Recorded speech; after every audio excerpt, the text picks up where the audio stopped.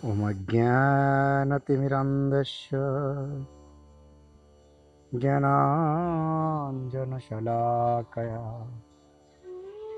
चक्षुरुन्मीलितं येन तस्मै श्रीगुरवे नमः।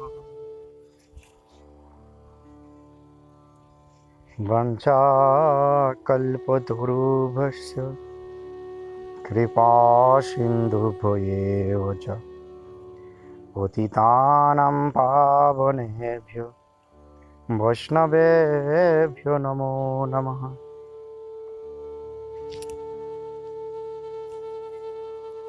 हे कृष्ण करुणा सिन्धु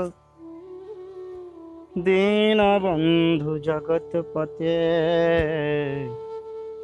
गोपेश गोपिकान्त राधाकान्त नमोस्तुते। तप्तकाञ्चन गौराङ्गी राधे वृन्दावनेश्वरी वृषभानुसुते देवी प्रणमामि हरिप्रिये। भज श्रीकृष्ण चैतन्य प्रभु नित्यानन्द श्री अद्वैत गदाधर श्रीवासादि गौर भक्तवृंद।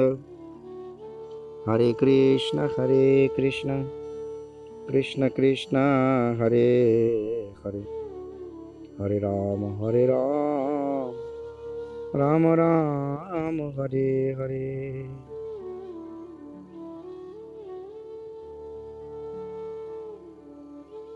हरे कृष्ण। শ্রী শ্রী গুরু গৌরাঙ্গ জয় তাহা। সর্বপ্রথম আমার গুরুদেব বর্তমান পৃথিবীব্যাপী শ্রী শ্রী গোপীনাথ গৌড়ীয় মঠ প্রতিষ্ঠানের আচার্যপাদ ও সভাপতি ওং বিষ্ণুপাদ অষ্টাত্তর শত শ্রী শিল ভক্তি বিবুধ বোধন গোস্বামী মহারাজের অভয় রাতুল চরণে সাষ্টাঙ্গে দণ্ডবত প্রণতি জ্ঞাপন করছি। তৎপর অহৈতিকী কৃপা প্রার্থনা করছি। তৎপর অস্মদীয় পরমগুরু পাদ পদ্ম, যিনি সমস্ত পৃথিবীব্যাপী গোপীনাথ গৌড়ীয় মঠ প্রতিষ্ঠানের প্রতিষ্ঠা করেছিলেন, পরিব্রাজক আচার্যবর্য নিত্যলীলা প্রবিষ্ট ওং বিষ্ণুপাদ অষ্টাত্তর শত শ্রীশীল ভক্তি প্রমোদপুরী গোস্বামী ঠাকুর, তৎপর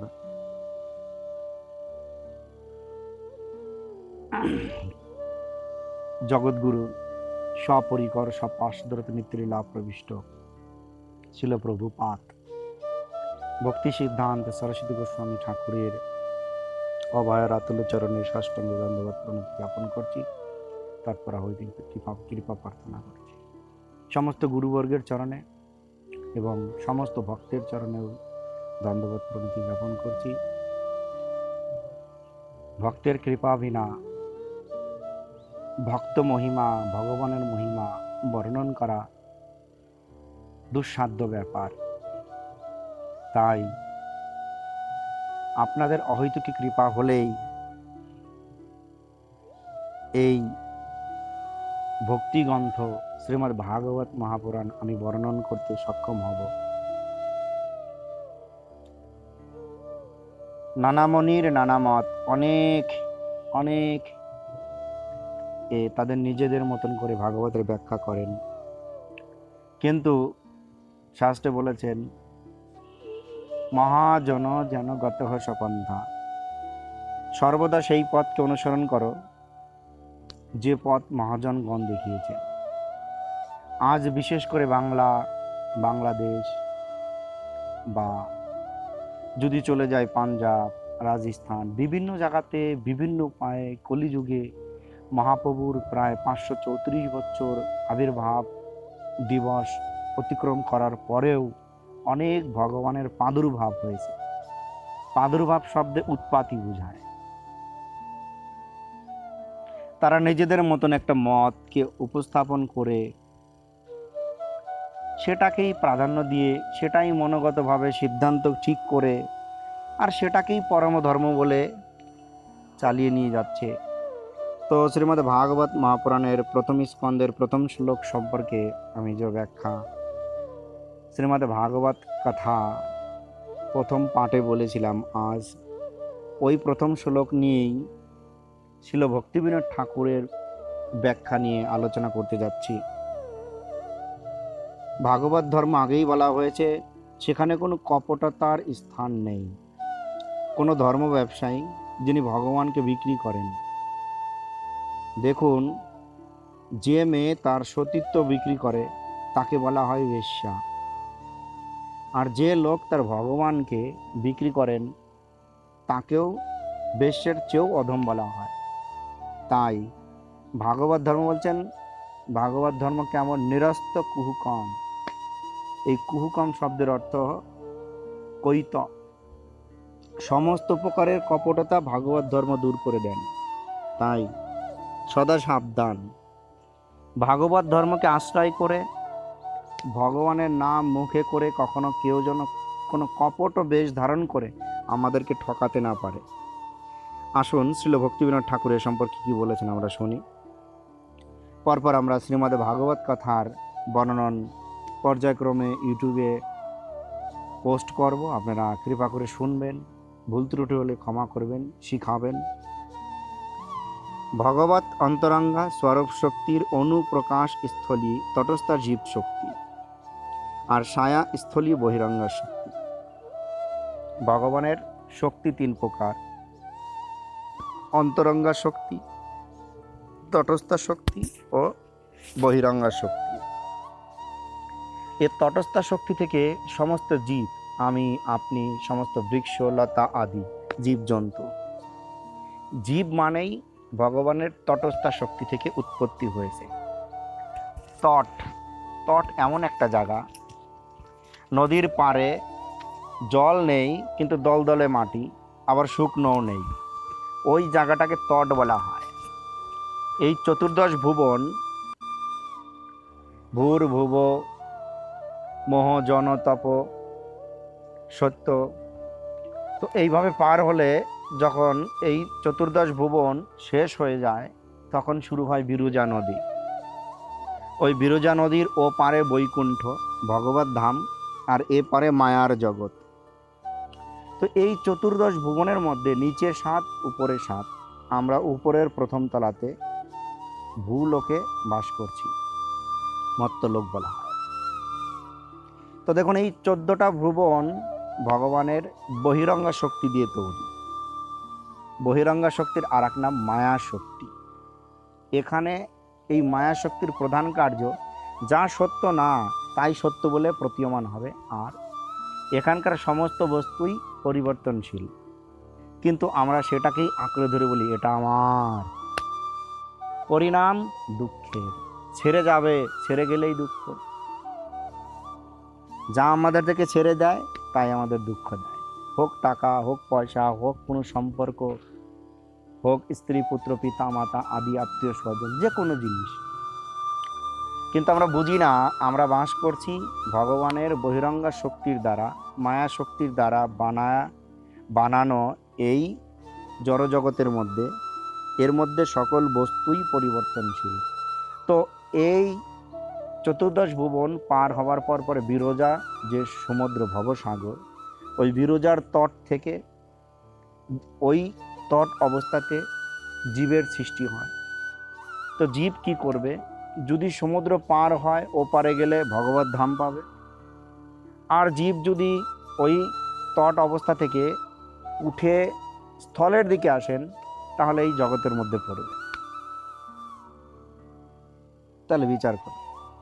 কিন্তু কি করেন, একটা জীব তট অবস্থাতে থাকলে সহসায় জলে নামে না, ও স্থলের দিকে আসবে, এসে মায়াতে ফেসে যাবে। আর আমাদেরকে কি করতে হবে? আমাদেরকে ওই ভবসাগর পার হয়ে ভগবত ধামে যেতে হবে। এই হচ্ছে তটস্থা শক্তি। আর অন্তরঙ্গ শক্তি, সেটা সর্বদা ভগবানের ভগবত গোলক বৃন্দাবনে বিরাজ করেন। অন্তরঙ্গ শক্তির প্রধান স্বরূপিণী শ্রীমতী রাধারানী। জীবশক্তির অন্বয় বা অনুবৃত্তিক্রমে জগৎ জৈব জগৎ, মায়াশক্তির অন্বয়ক্রমে জড়জগৎ। দেখুন, জীবের ব্যতিরেক বা ব্যাবৃত্তি বুদ্ধি বা মিথ্যা অভিমান রূপ বিবর্তক্রমে তাহার জগৎ সম্বন্ধ। আমি আগেই বলেছি কথাটা অনেক কঠিন। শ্রীল ভক্তিবিনোদ ঠাকুর যে ভাষাতে বলছেন, জগতের সাথে আমাদের সম্বন্ধ হচ্ছে কেন? আমরা মায়ার জগতে বর্তমান অবস্থান করছি। একটু ধ্যান দিয়ে চিন্তা করলেই কথাটা স্পষ্ট হয়ে যায় যে আমি তটস্থ শক্তি। ভগবানের তিনটি শক্তি ভগবান থেকে সরাসরি এসেছে। তাই এই যে ভগবানের শক্তি, আমরা মানে সমস্ত জীব, ভগবান নিত্য, ভগবান অপ্রাকৃত, ভগবান চিন্ময় স্বরূপ, চিৎকণ। তো সেই ভগবান যদি চিৎ হয়, অপ্রাকৃত হয়, নিত্য হয়, তাহলে আমরাও নিত্য। কিন্তু আমরা নিত্য হয়েও ক্ষুদ্র, আর ভগবান অসীম। তাই দেখুন, ক্ষুদ্র হওয়াতে আমরা মায়াতে আকৃষ্ট হয়ে যাচ্ছি, কিন্তু ভগবান নিজে সবকিছু সৃষ্টি করে এর মধ্যে বিরাজমান হয়েও আবার এর থেকে আলাদা। তো আমাদের সাথে জগতের সম্পর্ক কি? আমরা আমাদের সেই নিত্য পরিচয় যে ভগবান থেকে এসেছি, আমরাও নিত্য বস্তু, মায়ার জগতে পড়ে। আগেই বলেছি, মায়া শব্দের অর্থ হচ্ছে মি অতি অনায়া ইতি মায়া, অর্থাৎ জগতে যা সত্য না কিন্তু সত্য বলে প্রতীয়মান হয়। যেমন জগতের সকল বস্তু পরিবর্তনশীল, তারপরেও আমরা তার প্রতি আকৃষ্ট হচ্ছি, সেটাকেই সর্বোচ্চ মনে করে তার সঙ্গে সম্বন্ধ করছি। আর সম্বন্ধের বিচ্ছেদ হলেই আমাদের দুঃখ হচ্ছে। তাহলে জগতের সাথে সম্বন্ধ থেকেই আমাদের যত দুঃখের কারণ। কিন্তু সম্বন্ধটা হবে কার সঙ্গে? সম্বন্ধ হওয়ার একমাত্র আমরা যে নিত্য বস্তু থেকে এসেছি, সেই ভগবান কৃষ্ণচন্দ্র, সেই নিত্য বস্তুর সঙ্গে সম্পর্ক তৈরি করতে হবে। তাহলে তো আর দুঃখ হবে না। দুঃখের কারণটা ভেবে নিন। সুতরাং ভগবানের যে অন্বয় ব্যতিরেক ও বিচারে যাহা হইতে এই চরাচর বিশ্ব সিদ্ধ হয়, তো বিচার করুন কারণকে উদ্দেশ্য করে। অন্বয় ব্যতিরেক বিচারে ভগবান লীলা বিলাসের উদ্দেশ্যে এই জগৎ সৃষ্টি করেছেন, প্রত্যেকটা পর পর সুন্দর করে সাজিয়েছেন। কিন্তু আমাদের যা করতে বলেছেন, আমরা যেখান থেকে এসেছি সম্বন্ধ তার সঙ্গে তৈরি করতে হবে। তাই যে যেখান থেকে বসে কথাগুলো শুনছেন, সকল ভক্তের চরণে বিনীতভাবে অনুরোধ জানাচ্ছি, যত দ্রুত সম্ভব সম্পর্ক বানান আপনার নিত্য পিতার সঙ্গে, সম্বন্ধ বানান আপনার নিত্য প্রভুর সঙ্গে। আপনি যেখান থেকে এসেছেন, এই জগতের পরিবর্তনশীল আত্মীয় স্বজন, টাকা পয়সা, প্রতিষ্ঠা, এর সঙ্গে সম্পর্ক বানালে ছেড়ে যাবে, কেউ আপনাকে রক্ষা করতে পারবে না, আর ফলে দুঃখ পেতে হবে। তো ওই শ্লোক সম্পর্কে, প্রথম শ্লোক সম্পর্কে বলছেন, পুরুষ প্রকৃতি মহত্তত্ত্ব প্রকৃতি অষ্টবিংশতি জ্ঞাতত্ত্ব, সেই তত্ত্বরূপ অর্থসমূহের মধ্যে জ্ঞাতত্ত্ব স্বরূপ জীবের উপমায়, যিনি অভিজ্ঞ অর্থাৎ সর্বজ্ঞ, অর্থাৎ স্বরাট, স্বয়ং স্বতঃসিদ্ধ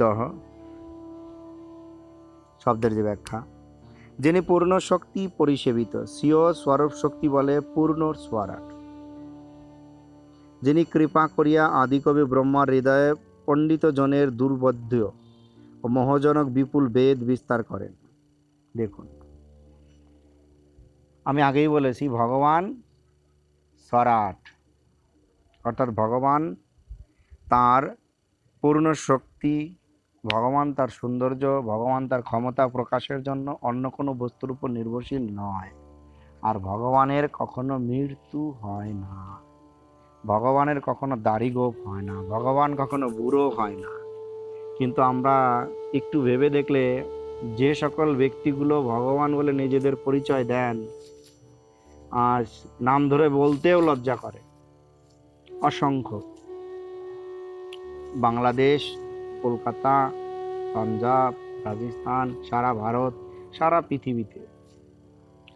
এখন এও নাকি শুনি যে রাজস্থানে এক মোটর সাইকেলকেও ভগবান বলা হয়। তো ভগবান স্বরাট হবেন, তিনি তার শক্তি বুদ্ধিমত্তার জন্য কারোর উপর নির্ভরশীল না। ভগবান কখনো মরেন না, আর ভগবান কখনো বুড়ো হন না, আর ভগবান এর কখনো দাড়ি গোঁফ হয় না। বিচার রাখবেন। কিন্তু জগতে যারা নিজেদেরকে ভগবান বলেছেন, দেখবেন বড় বড় গোঁফ, বুড়ো হয়েছে, মরে গেছে। আজ পর্যন্ত আপনারা কেউ জানেন না যে ভগবানের মৃত্যু দিবস আছে। ভগবান আবির্ভাব হন, তার লীলা নিত্যকাল চলছে। একমাত্র সৌভাগ্যবান ভক্তগুলো কি দেখতে পাচ্ছে। এখনো সেই লীলা করে গোরা রায় কোনো কোনো ভাগ্যবানও দেখিতে পায়। ভগবান নিত্য, তার লীলা নিত্য। আমি একটা উদাহরণ দিচ্ছি। একবার কৃষ্ণর ছেলে প্রদ্যুম্নের ছেলে অনিরুদ্ধ, তো এরা দেখতে সকলেই কৃষ্ণের মতো। তো সকলে মিলে দ্বারকা থেকে একবার গোকুলে এসেছিলেন। क्योंकि ভগবান কৃষ্ণচন্দ্র যখন ব্রজধাম ছেড়ে গোকুল ছেড়ে গেলেন, তখন নন্দ মহারাজকে বলে গিয়েছিলেন আমি আসব। তাই তিনি একবার এসেছিলেন। কিন্তু যখন আসলেন সপরিবারে, তো স্বাভাবিকভাবে আপনারা ভাবুন, বাড়িতে যদি আপনার বিবাহিত মেয়ে, জামাই, নাতি বা নাতনি তারা আসে, তো মায়ের মা, বাবা, ভাই, বোন দৌড়ে গিয়ে তাদেরকে অভ্যর্থনা দিয়ে কাকে কোলে নেন? সর্বপ্রথম মেয়েকে কোলে নেন না, জামাইকেও কোলে নেন না। তাদের যে ছোট শিশু, কন্যা হোক, ছেলে হোক, তাদেরকে কোলে নেন। তাদেরকে কোলে নিয়ে আদর করে। দাদা, দিদিমা, নাতি নাতনিদের আদর করেন। তো ঠিক একই রকম ভাবে নন্দ মহারাজ, যশোদা মায়া, সারে গোপীলোক কি করলেন? গিয়ে কৃষ্ণচন্দ্রকে, অর্থাৎ ভগবান কৃষ্ণচন্দ্রের বয়স সর্বদা নিত্য নবায়মান কিশোর। তো এদিকে কৃষ্ণের ছেলে প্রদ্যুম্ন বড় হয়ে গেছে, অনিরুদ্ধ ও বড় হয়ে গেছে, নাতি। তো কৃষ্ণকে কোলে নিয়ে কৃষ্ণের নাতি হিসাবে আদর করতে লাগলেন। আর কৃষ্ণ নট শিরোমণি হাসতে লাগলেন আর বললেন, সকলে বললেন যে আপনারা কাকে আদর করছেন? কেন? কৃষ্ণের নাতিকে।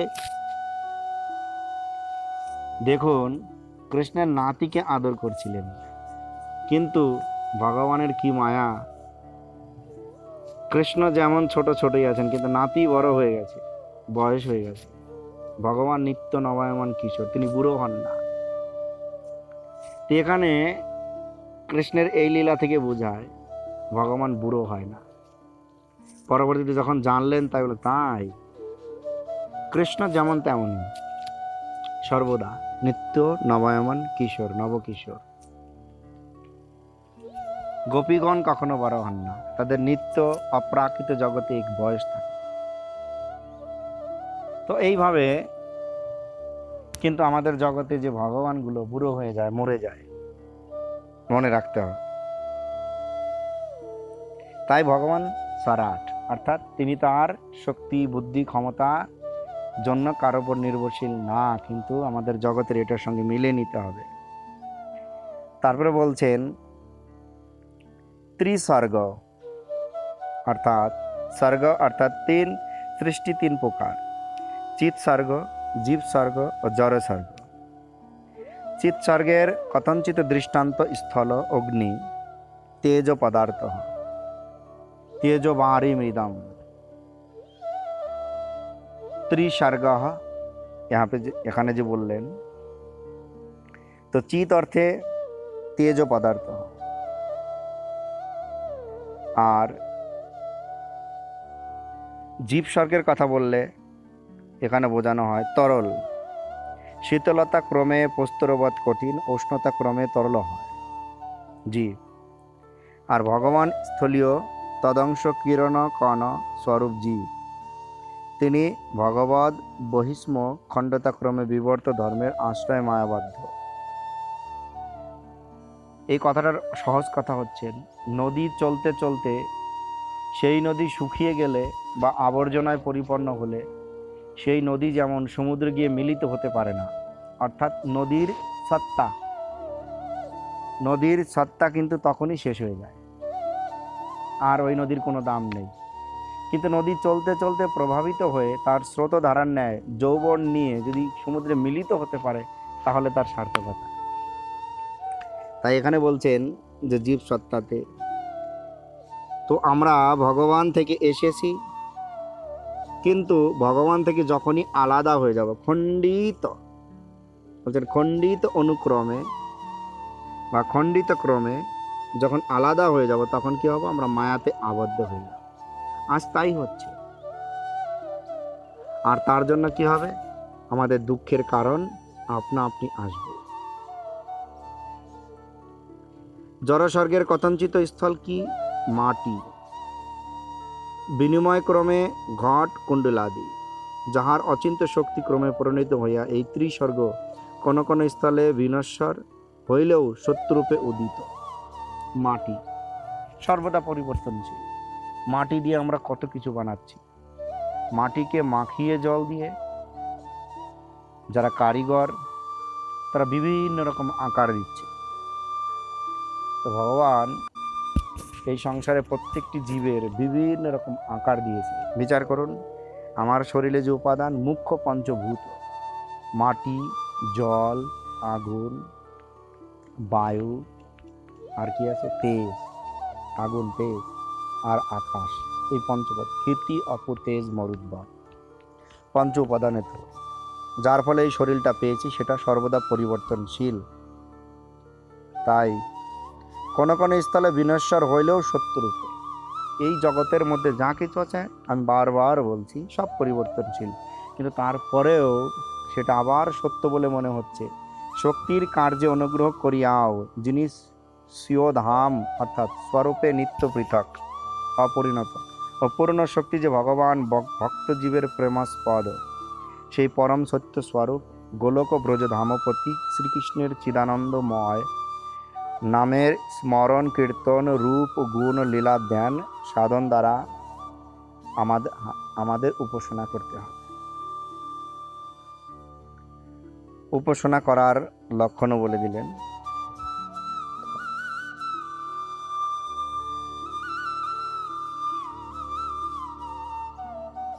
শ্রীকৃষ্ণ অভিন্ন বিগ্রহ, ঔদর্য লীলা স্বরূপ স্বর্ণ অবতারী শ্রী গৌরহরির উদ্দেশ্যে জন্মাদস্য শ্লোকের ব্যাখ্যা ব্যতীত সাধারণভাবে এই অর্থও লিখিত হইল। যে গৌরহরি সেই ভগবান কৃষ্ণচন্দ্র, যে শক্তিমান পরমপুরুষ হইতে এই বিশ্বের সৃষ্টি স্থিতি প্রলয় ঘটে, যিনি চিন্ময় রূপ রস গন্ধ স্পর্শ শব্দ যোগ্য ব্যাপারে আসক্ত, জড় রসরূপ গন্ধ স্পর্শ বিষয় সমূহে সংস্পষ্ট হইয়া সর্বতভাবে ও সামান্য এবং বিশেষভাবে সকল অবগত আছেন, তিনি স্বয়ং বিরাজ করেন। ভগবান সব জানেন বলা হয়েছে। তো সুন্দর করে শ্রীল ভক্তিবিনোদ ঠাকুর বর্ণন করলেন।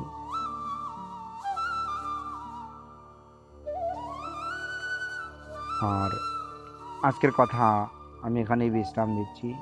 তো এর দ্বিতীয় পাঠ হলো, তৃতীয় পাঠ খুব শীঘ্রই আবার আপনাদের মধ্যে আসবে, অবশ্যই ইউটিউব চ্যানেলে দেখবেন। হরে কৃষ্ণ।